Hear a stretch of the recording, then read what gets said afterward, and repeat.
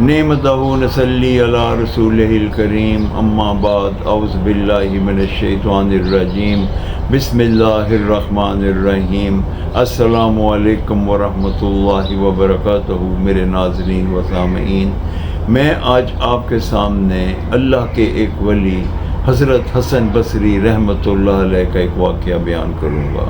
حضرت حسن بصری رحمۃ اللہ علیہ کا اولیاء اکرام میں ایک مقام ہے۔ ایک روز حضرت حسن بصری رحمۃ اللہ علیہ وعظ فرما رہے تھے۔ آپ نے بلند آواز میں فرمایا، لوگو اللہ کا دروازہ کھٹکھٹاتے رہو، یہ ایک روز ضرور کھلتا ہے۔ یہ سن کے اس مجمع میں ایک عورت تھی، وہ بول اٹھی، حسن، کیا اللہ کا دروازہ کبھی بند بھی ہوتا ہے؟ یہ سن کے حضرت حسن بصری رحمۃ اللہ علیہ خش کھا کر گر پڑے اور کہنے لگے، اللہ، یہ عورت تو تجھے مجھ سے بھی زیادہ جانتی ہے۔